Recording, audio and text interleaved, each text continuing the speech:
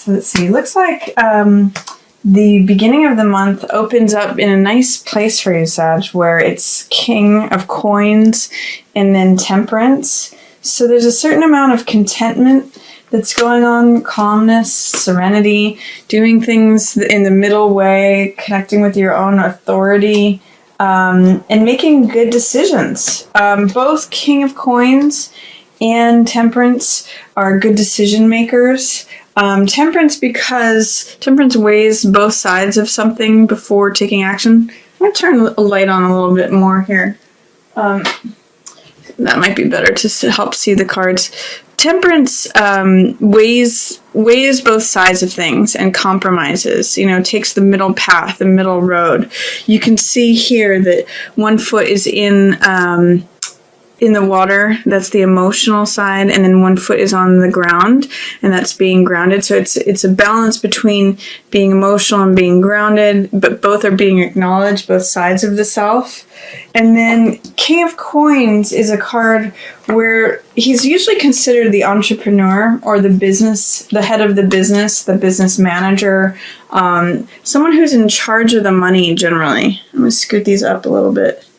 Looks like the light situation is a little tricky right now at this time of day, but I'll hold them up so that you can see them. So King of Coins is usually an entrepreneur, head of the business, the guy who's in charge of the money. And sometimes this can show up as an earth sign. So this could be Capricorn or Virgo or Taurus, in which case he's upright, so he's there to help you. So if you don't identify with King of Coins yourself, Sag, this could be a earth sign who is showing up to help you make good decisions. Sometimes I even call this card like a financial advisor. But King of Coins is a good entrepreneur. If you have been thinking about working for yourself and launching out to become an entrepreneur, being a head of your own business, this says that you're going to find a lot of contentment with that. You're going to make a lot of wise decisions. It might be a good time to do that, Sag, if you've been thinking about it. If not, then maybe get some advice from an earth sign person or someone who is in that sort of financial advisor role, because they're in charge of the money. They know how to make good business decisions. And it's also saying do things in an even-keeled, temperate way. Don't launch off too much. Some entrepreneurs like to leverage things to the very last penny. This is saying be moderate. Choose the middle path. Choose compromise. Choose fairness. That's going to bring you a lot of contentment, calmness, and serenity in your dealings, Sag. These cards kind of speak to Nine of Wands and Eight of Swords, kind of speak to not feeling like you're connecting with your own power. This card, however, though, is the Survivor card. This is Nine of Wands. In Nine of Wands, I call my Cool Hand Luke card because it keeps, this guy keeps getting knocked down and gets back up. That's part of the Survivor archetype.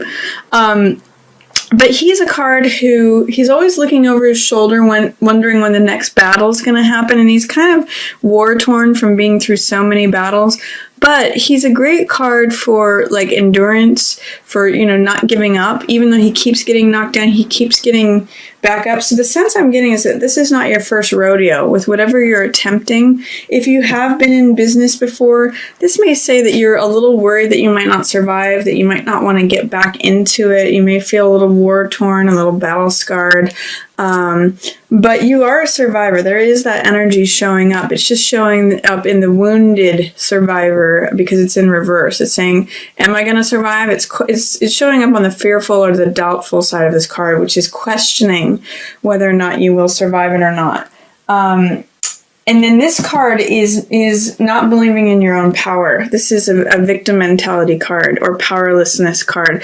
This is Eight of Swords, which is giving into false beliefs. You can see the woman here is blindfolded, and it's really because her thoughts and her beliefs are holding her back. Swords represent the mental element. So if you can realize that there's no one there holding you back, there's no one there that's holding you captive, that you could walk away at any time, you could cut these binds on one of these swords and take that blindfold off and walk away, you actually reconnect with your own power. There's no one who can hold you here. But this is like giving up because you're believing these swords are encircling you. It's your own thoughts. It's really a card about getting out of your own head and your own self-limiting thoughts. This is a water sign generally. So this is usually Scorpio, Cancer, or Pisces.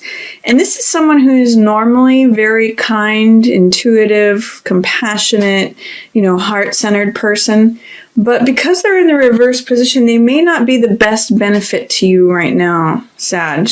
This is someone who's either, Cancer, Scorpio, or Pisces who is causing you some worry. Because this is Nine of Swords. And I'm actually getting the sense that they're more worried even than you. There's some tension, some anxiety. The Nine of Swords and the Eight of Swords card are in some ways very similar. This one stops all action because she's believing in her own victimhood. In this case, Nine of Swords is making mountains out of molehills. It's overthinking things, over worrying things.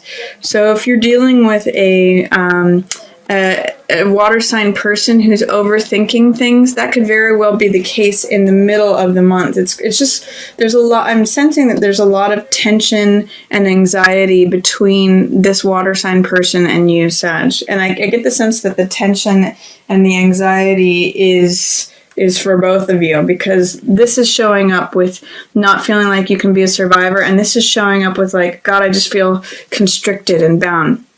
But once you're able to release with that, you can realize that you do have magician energy available to you. A magician can create whatever he wants. He's card 1. He's in the major arcana, and he is a very powerful creator, and he does so by focus of will of the mind. So if you get clear about what you want and concentrate on that, you can use all the elements before you and pull down from the heavens what you want to create on this earth. So magician is one of the most powerful cards, and it's a card of taking the conscious mind, consciousness itself, and focusing it in one direction, one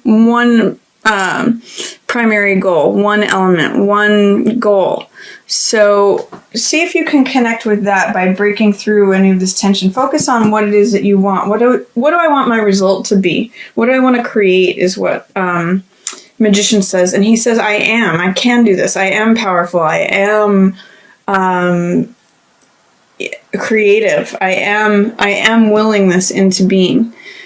And then you actually have world open up to you. And this is one of the most powerful cards as well. These two cards together say there's nothing that you can't do. Magician stands alone and he creates what he wants. And the world means that the universe is supporting you. The fact that it's in the reverse position, Sag, just says you're doubting that the world is supporting you, that the universe wants to provide you with everything that you need. This is that victory wreath of laurels. And you can see, this is supported by all 4 of the axes of the zodiac. It's got the man, which represents the mental element, or Aquarius. It's got Leo, which represents the fire element. It's the lion, the heart and the courage of the lion. We've got the bull, which is steadfast. That's the earth element. And then the eagle represents Scorpio, which is, the depths of emotion. So it's sort of like when everything lines up and you feel free and you kind of float in the universe supported by it. These are very powerful cards, but I am seeing that you have some doubt of your own place in the universe, of your own worth or value, that you're being supported by the universe. And that's kind of echoed with star in reverse, because star represents your own natural value, your own place in the universe. It represents hope. It represents just accepting yourself just as you are, self-acceptance and hope, knowing your own value within your place in the world. So with these two cards in reverse, it's saying that this whole line is saying you kind of may be subscribing to victim mentality or feeling powerless. But these two cards are saying, no, the universe is here for you. You have your place in the world. You just need to believe in it. These two are saying you might have some doubt or fears as to whether the world is supporting you. This is world and this is star. Those things are permanent. They're like the immovable sphere in the plane that's just like, the stars are always there forever. The universe is what holds everything else. So you just need to trust in that, Sag, and connect with that. You don't have to do everything on your own. Magician, creates things through his own power, but through connecting with the rest of the universe and your own worth and value and self-acceptance, you have a natural radiance, and which generates hope available to you. And then the other things that are going on is, Sag, this card is very much you, King of Wands. This is a fire sign. So this is like king. I'm getting the sense with these two, king of your own castle. This is someone who has authority, and this is the home. So this is surprise, this is delight, this is the home. And you can see, like, he belongs there. He's got the wands that set this up. I'm getting the sense king of your own castle or queen of your own castle. But you're an authority in your own domain. You will probably remain in the house that you're in, or this is like the home is where the heart is. I'm king of my castle. You have authority there. So Sag, I'm getting the sense that staying at home could still be a good thing, or wherever it is that you reside.